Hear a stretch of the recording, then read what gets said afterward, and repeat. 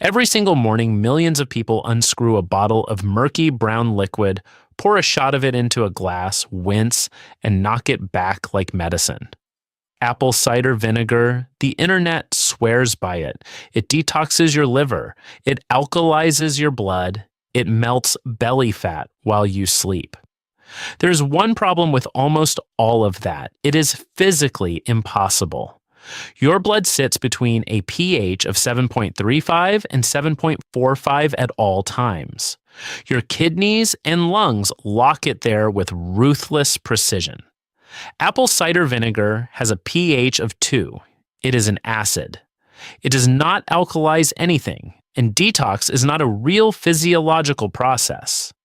Your liver and kidneys handle waste removal every second of every day, whether you drink vinegar or not. So here is what is strange.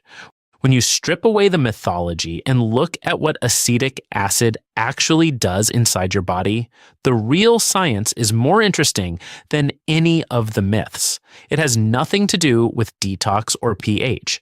It has to do with enzymes being blocked in your small intestine, glucose spikes being blunted before they happen, and a master metabolic switch in your liver that is shared with one of the most prescribed diabetes drugs on Earth.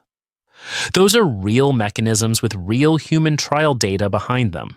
Most people drinking ACV every morning are getting a legitimate benefit they cannot even name while chasing a fictional one that does not exist. Today we are going system by system through your body, starting with what happens the moment acetic acid hits your stomach, then moving into how it changes your blood sugar response within minutes.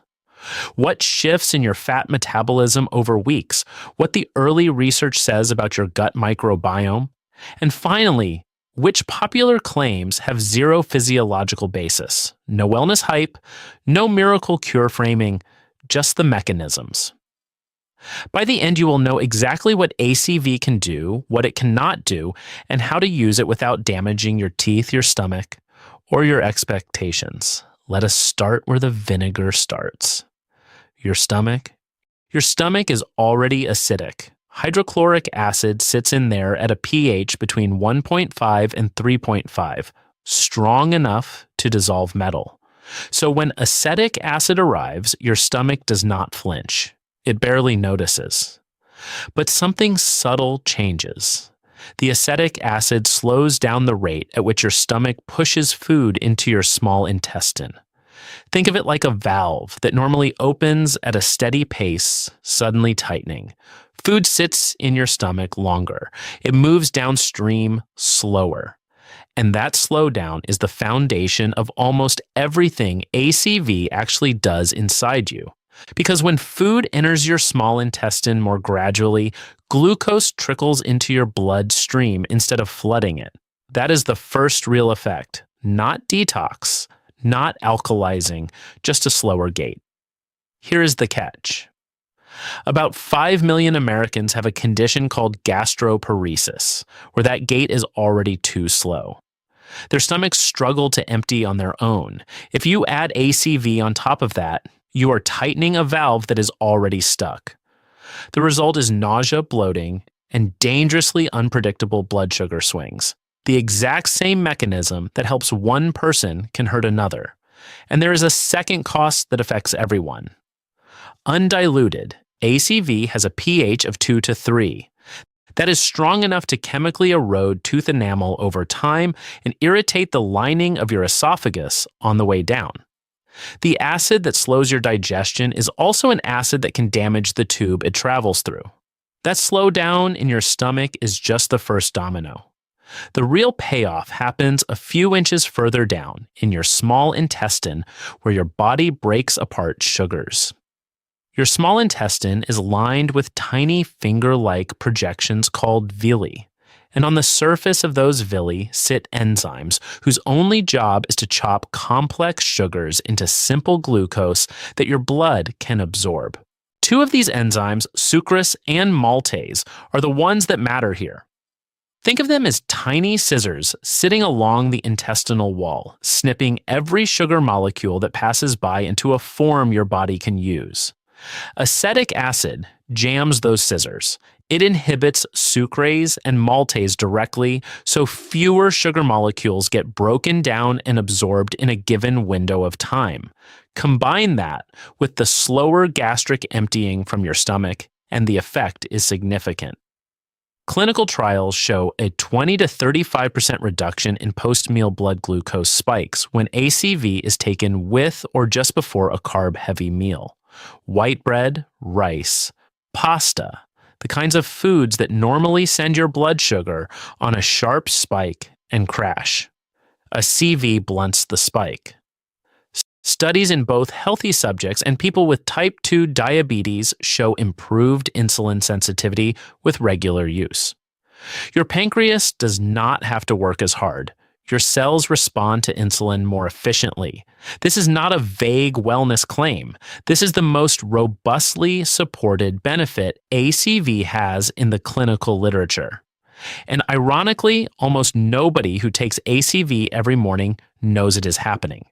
They are drinking it for detox. The real benefit is happening silently in their small intestine, and they have no idea. Everything up to this point happens within minutes of a single dose. Your stomach slows down. Your sugar-cutting enzymes get blocked. Your blood sugar spike flattens. But what happens if you keep doing this every day for weeks? Your liver starts to notice. Deep inside your liver cells sits an enzyme called AMPK. Think of it as a fuel gauge. When your cells sense that energy is running low, AMPK flips on and sends a clear signal. Stop storing fat. Start burning it. Acetic acid activates this switch. When AMPK turns on in your liver, it shifts your metabolism away from lipogenesis, which is your body creating and storing new fat, and toward fat oxidation, which is your body breaking fat down and using it for energy. Here is what makes this interesting. AMPK is the same pathway activated by metformin, one of the most widely prescribed diabetes drugs on the planet. Exercise flips this switch too. A CV does the same thing, just at a much smaller dose. A 12-week randomized controlled trial gave 175 people 1 to 2 tablespoons of ACV daily. Compared to the placebo group, the ACV group lost 1 to 2 kilograms of body weight, trimmed 1 to 2 centimeters off their waist, and reduced visceral fat, the dangerous fat packed around your organs. Those numbers are real. They are also modest. This is not a dramatic transformation. It is a small, steady, metabolic nudge in the right direction. If someone tells you ACV melts fat, they are exaggerating. If someone tells you it does nothing, they are ignoring the data. The truth is quieter than both. While your liver responds to daily acetic acid over weeks, something even slower is happening in your gut. Your large intestine is home to trillions of bacteria, and those bacteria are sensitive to what you feed them. Unfiltered ACV contains something called the mother. It is that cloudy, stringy sediment floating at the bottom of the bottle that most people find slightly gross. That sediment is a colony of acetic acid bacteria and cellulose, and it carries residual polyphenols from the apple fermentation process, compounds like chlorogenic acid and catechins. Early research suggests that acetic acid in low concentrations may act as a selective filter for your gut bacteria. It appears to suppress harmful strains like certain types of E. coli and Staphylococcus, while leaving beneficial lactobacillus populations intact. The polyphenols from the mother may also feed your good bacteria, helping them produce short-chain fatty acids that support the health of your intestinal lining. But here is where intellectual honesty matters. The evidence for gut microbiome benefits is mostly from lab dishes and animal studies. We do not yet have large-scale human trials confirming these effects. This is the least proven of ACV's benefits and the most actively studied frontier. The murky sediment people instinctively avoid is the one part of ACV that might reshape your gut bacteria. And the clear filtered version that looks cleaner on the shelf has had most of that potential stripped out. So those are the real mechanisms. Slower stomach emptying, enzyme inhibition in the small intestine, a MPK activation in the liver. Possible gut microbiome modulation over months. Each one is supported by data, and each one operates quietly, gradually, without any drama. Which brings us to the claims that have no mechanism at all. A CV alkalizes your body. That is the single most repeated claim about apple cider vinegar online, and it is the one that makes the least biological sense. Your blood pH sits between 7.35 and 7.45 at all times. Your kidneys reclaim bicarbonate to buffer acid. Your lungs adjust how much carbon dioxide you exhale. These two systems work every second of every day to keep your pH locked in that razor-thin range. If they failed, you would be in the ICU. No food, no drink, and certainly no tablespoon of vinegar changes your blood pH in any meaningful way. A CV itself has a pH of 2 to 3. It is an acid. Calling it an alkalizer is like calling a lit match a fire extinguisher. The claim that ACV detoxes your body is equally hollow. Detox has no defined meaning in physiology. Your liver processes toxins continuously through phase 1 and phase 2 enzymatic pathways. Your kidneys filter your entire blood supply roughly 60 times a day. These organs do not speed up because you drank vinegar. They are already running at full capacity. No human clinical trial supports ACV as a cancer treatment, a liver cleanser, or an immune system booster. None. And the danger is not just wasted money. The danger is that someone with a real condition delays real treatment because they believe a tablespoon of vinegar is handling it. So here is where you stand. A CV is not a miracle. It is not nonsense either. It is a mildly acidic liquid with a handful of real studied mechanisms and a mountain of made-up ones. It slows your stomach emptying. It jams the enzymes that break sugar apart in your small intestine. It nudges a metabolic switch in your liver that your body also activates when you exercise or take metformin. And it might, over months, selectively reshape your gut bacteria, though the science on that is still young.